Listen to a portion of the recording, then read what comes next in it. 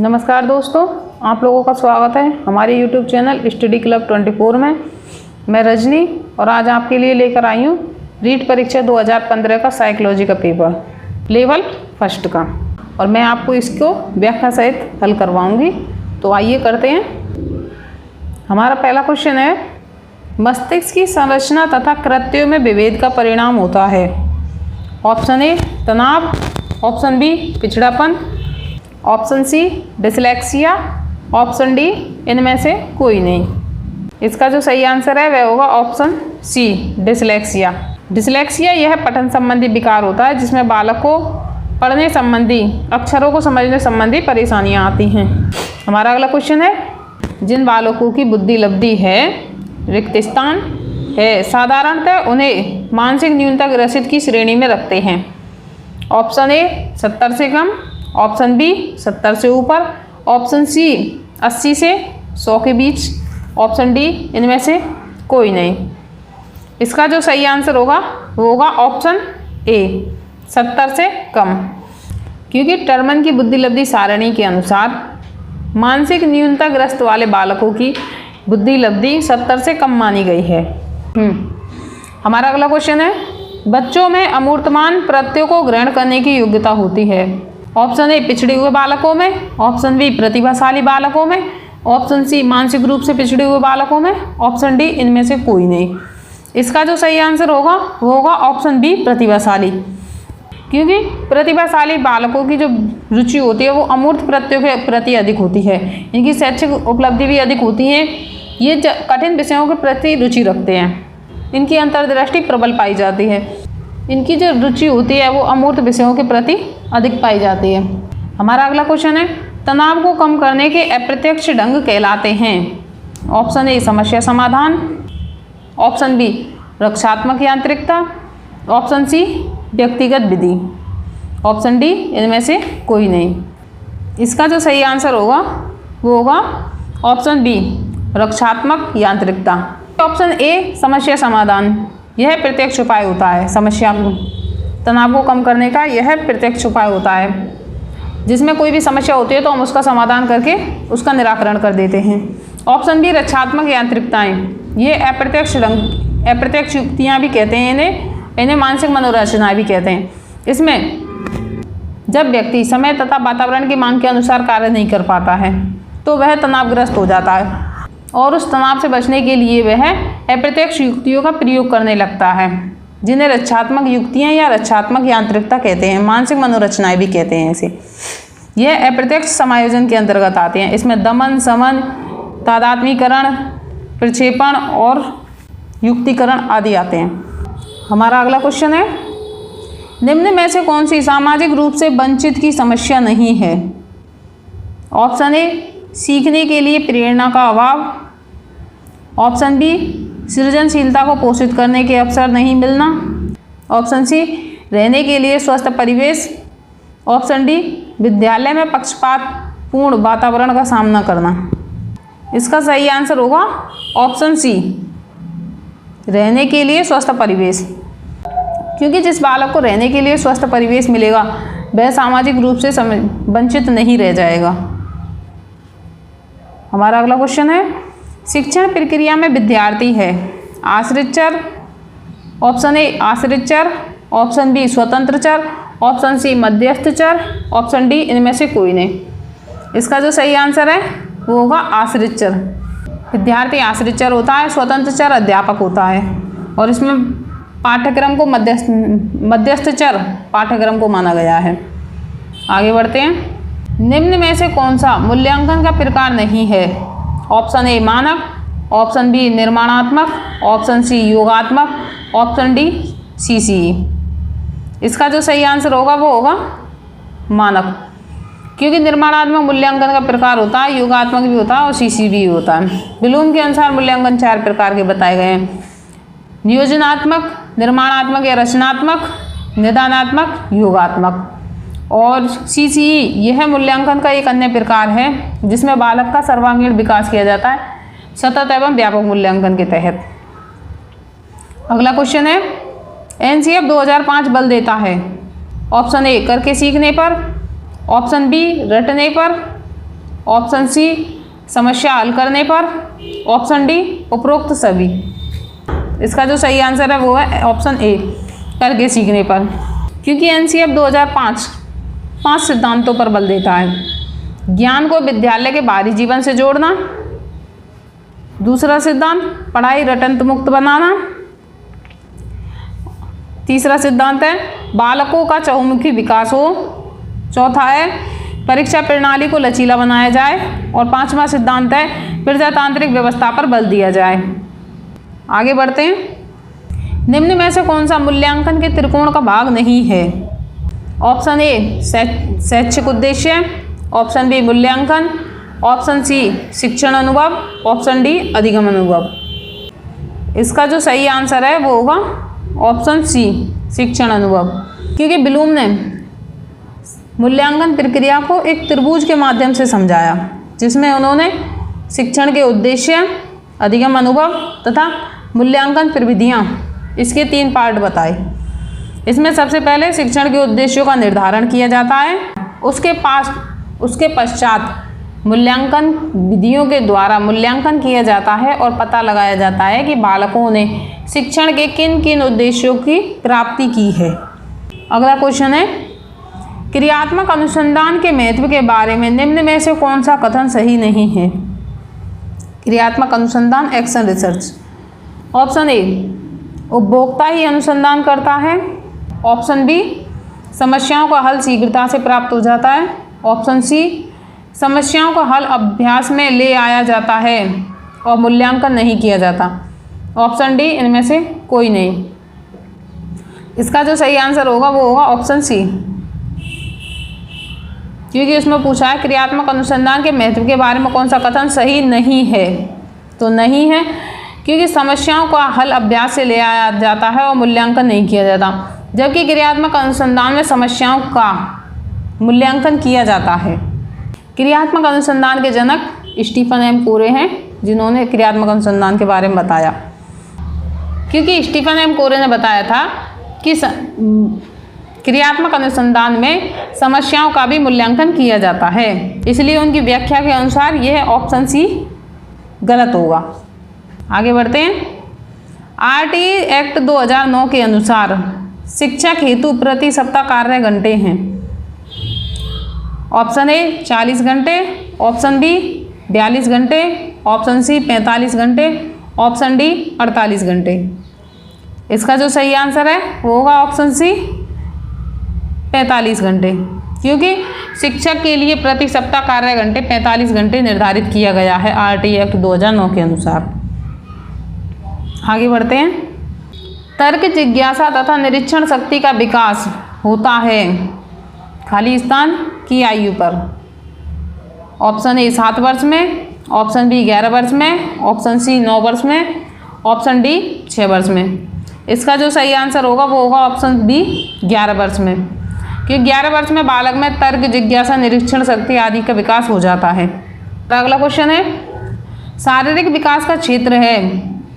Option A स्नायु मंडल, option B मांसपेशियों में वृद्धि, option C endocrine glands, option D उपरोक्त सभी। इसका जो सही आंसर होगा वो होगा उपरोक्त सभी, ऑप्शन डी। स्नायु मंडल शरीर में होता है हमारे में, मांसपेशियां भी हमारे शरीर में मौजूद पाई जाती हैं। एंडोक्राइन ग्लैंड्स यानी अंतःस्रावी ग्रंथियां, तो इसका सही आंसर होगा ऑप्शन डी, उपयुक्त सभी हमारे शरीर में पाए जाते हैं। हमारा अगला क्वेश्चन है वातावरण वह बाहरी शक्ति है जो हमें प्रभावित करती है, किसने कहा था? Option A Woodworth, B Ross, C Anastasi, D इनमें से कोई नहीं। इसका जो सही आंसर है वो होगा ऑप्शन बी रॉस। अगला क्वेश्चन है अधिगम अंतरण का थॉर्नडाइक सिद्धांत कहा जाता है। ऑप्शन ए समानता सिद्धांत, बी अनुरूप तत्वों का सिद्धांत, सी औपचारिक नियमों का सिद्धांत, डी इनमें से कोई नहीं। इसका जो सही आंसर है वो होगा ऑप्शन बी अनुरूप तत्वों का सिद्धांत, क्योंकि थॉर्नडाइक ने इस सिद्धांत के तहत बताया था कि एक विषय में सीखा हुआ ज्ञान उसी के समान दूसरी विषय में सीखने में सहायता प्रदान करता है। आगे बढ़ते हैं। निम्न में से कौन सा वंशानुक्रम का नियम नहीं है? ऑप्शन ए समानता, बी भिन्नता, सी प्रत्यागमन, डी अभिप्रेरणा। इसका जो सही आंसर होगा वो होगा ऑप्शन डी अभिप्रेरणा। क्योंकि समानता वंशानुक्रम का नियम है, माता पिता के समान बच्चों का होना, जैसे इंसान के बच्चे इंसान की तरह होना, चूहे के बच्चे चूहे की तरह होना, बिल्ली के बच्चे बिल्ली की तरह होना। समानता का नियम मतलब माता पिता के समान ही उनकी संतान का होना। भिन्नता का नियम माता पिता से संतान का भिन्न होना, मतलब तीव्र बुद्धि वाले माता पिता की संतान मंद बुद्धि होना, यह भिन्नता का सिद्धांत है। प्रत्यागमन का सिद्धांत, इस सिद्धांत के अंतर्गत संतान माता पिता के विपरीत होती है, जैसे हिरण्यकश्यप के घर में प्रहलाद का होना। और अभिप्रेरणा का सिद्धांत, ये वंशानुक्रम का नियम नहीं है। अगला क्वेश्चन है, रिक्त स्थान की अवस्था तक बालक की दृष्टि एवं श्रवण इंद्रियां पूर्ण विकसित हो जाती हैं। ऑप्शन ए 3 अथवा 4 वर्ष में, ऑप्शन बी 6 अथवा 7 वर्ष में, ऑप्शन सी 8 अथवा 9 वर्ष में, ऑप्शन डी इनमें से कोई नहीं। इसका जो सही आंसर है वो होगा 8 अथवा 9 वर्ष में। अगला क्वेश्चन है, इस अवस्था में बालकों में नई खोज करने की और घूमने की प्रवृत्ति बहुत अधिक बढ़ जाती है। ऑप्शन ए शैशव अवस्था, ऑप्शन बी उत्तर बाल्यावस्था, ऑप्शन सी किशोरावस्था, डी प्रौढ़ अवस्था। इसका सही आंसर होगा ऑप्शन बी उत्तर बाल्यावस्था। क्योंकि खोज प्रवृत्ति और घूमने की प्रवृत्ति उत्तर बाल्यावस्था में पाई जाती है, इसी कारण इसे निरुद्देश्य भ्रमण की अवस्था तथा खोज या अनुसंधान की अवस्था भी कहा जाता है। आगे बढ़ते हैं। अगला क्वेश्चन है अपना, निम्न में से कौन सा उदाहरण अर्जित प्रेरक का है?